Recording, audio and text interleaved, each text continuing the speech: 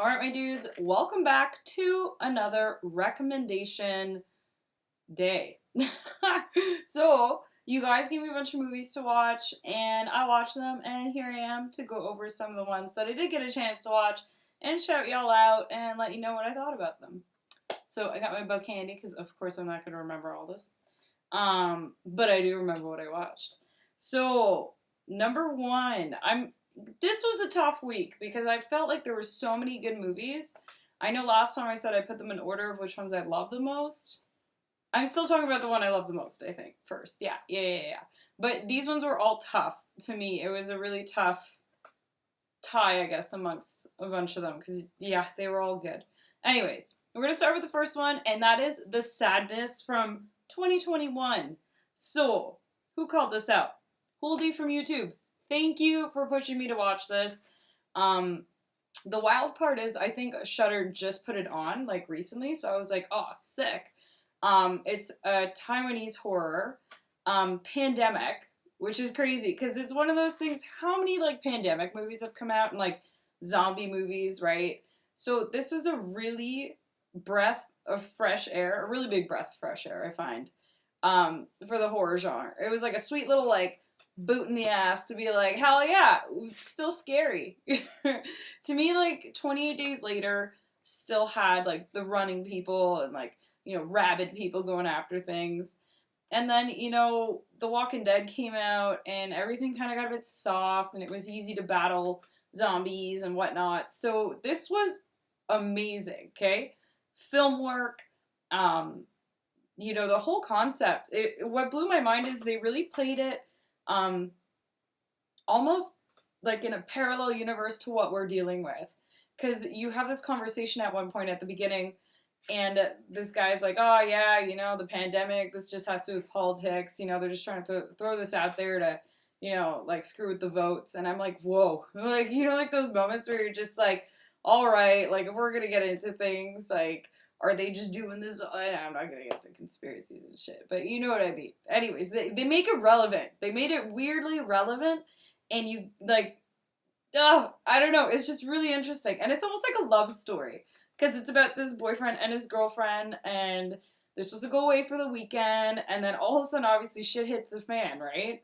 And it's really neat how they tell the tale, because you're hearing it and, like, seeing it from his perspective when, shit breaks loose. And then you get to see it from her perspective.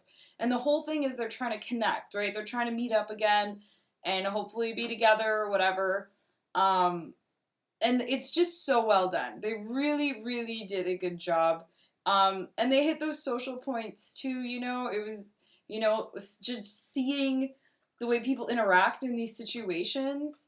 I love the whole scene, like once it swaps from him to her. She's going to work and she's like on like a metro car and there's this really like creepy old man, but it's that moment where you're like, maybe he's not being creepy, maybe he just wants to talk to you, and then shit breaks loose. I don't want to spoil it too much because it's so good. And she ends up helping like this girl who's next to her, and it's just like, that sense of humanity where you're like, yeah, in certain situations, like, guys, like, pull your pants up and help people, damn it.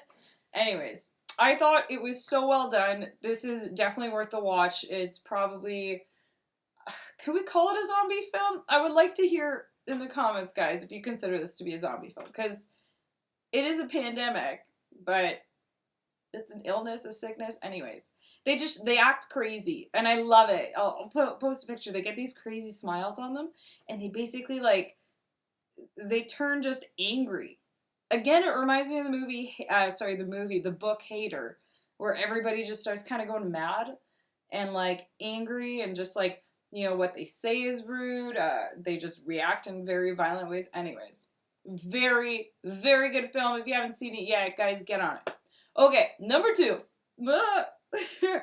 Okay, so Court Jester from Instagram recommended me a really, really wicked Korean murder mystery thriller-ish movie, and I really enjoyed it. So, thanks, my dude. This was Memories of a Murder. So, itchy, guys, don't judge. Memories of a Murder, so good. So, the dynamic in this movie was fantastic. It's from 2003. And it's just all these cop dudes investigating this crime scene. And basically the whole premise of this film is like no one can catch the guy. The MO is always the same. It is a very like it's the visuals will get to you. It's super well filmed, and you really feel the frustration amongst all the cops working on it. You know, they feel like they're so close, but they literally have nothing. They keep coming up with like leads and like how they can deal with this, and it's just like it was a heavy movie. Like you even get to the end, and I was like, ugh, I needed that. Thank you so much. Literally, like I'm not gonna spoil anything or whatever. This was a very well made film, and it was like it was well done. Yeah, you guys should see it. All right, next up. Number 3. Okay, so many people were pushing me to watch this movie. Fresh. But Chris Gregory T from YouTube, you called that out again, and I was like, okay, you know what, I gotta do this. So, I literally just finished watching this one this morning. So good. Okay? To me, this movie Fresh is, I think it's brand new. I think it's 2022. I can't tell you who acted in it because my brain's farting super hard. Anyways, they all did a wicked job. It's all about, imagine dating, you know, this day and age. And this one girl, you know, she's not having any luck. She finally goes on this date with this dude. And of course, he doesn't tell her much about him. So this is reminding me, like, right away. I'm like, oh, man, red flags, right? And, like, at the same time, she's like, ah, spur of the moment. Like, I'm just going to go with it. Like, it's going so good. And I'm like, oh, my God, I feel this girl so much, though. Like, how many times do you just want to go on an adventure? And her friend's trying to, like, real talk her. Like, nah, man, like, if this dude doesn't have, like, anything, like, that's kind of off. Anyways, she goes on vacation with him, and shit hits the fan. So, I don't want to spoil this one either if you guys haven't seen it. It's wicked. To me, this is probably the new age American Psycho-ish, because it's his character. The guy's character is very charming. He also loves blasting old school music and dancing around. I'm like, oh man, this guy's too much. And the whole concept, this has been talked over many a times. Okay, I guess mini spoiler alert. Yeah, sorry guys. But the whole concept is the selling people's meats, like people as meats, because apparently it's big money in that industry. Who knows if this is a thing? I mean, like, I want to say Rule 34, but I think that has to do with porn. Anyways, but, you know, if you thought about it, somebody out there, maybe, please don't do that. But, like, whoa. This film portrayed it so well. It wasn't too cheesy either. And, like, there were twists in there, like, I didn't know were gonna happen. And, like, they showed you just enough. And it was done very stylistically. I love the Hannibal TV series, side note. And they do that in this movie where everything looks so decadent. You're like, oh, yeah, I want a piece of that. Anyways, super great film. I highly suggest it.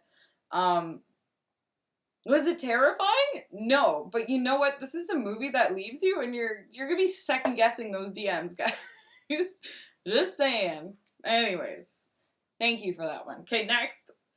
All right. You ready for this? Alright. We got Session 9 from my boy Nick from Instagram. So if you guys don't follow this dude already, he's good shit. He makes guitars. On Instagram, he's NGBGTRS. Okay? Nick Brigadier. Anyways, thank you so much, Nick. I haven't seen Session 9 since I was in high school, okay? I remember getting Session 9, don't ask me how, it was probably illegally back in the day. But watching it, and I guess I might have been secondhand watching it, or it just didn't stick with me. And Nick was like, no, you gotta re-see this. It's actually pretty damn good. And I remember it coming up often. Again, like Jacob's Ladder, it was known to be a film that was a bit more psychological horror. I'm so glad I revisited it, honestly, because this movie, it made me feel like, you know, when you're watching The Thing, the dynamic between all the guys at the camp is like, no, you did it. No, you did it. And it's like all this like tough dudes, you know, trying to like get through it.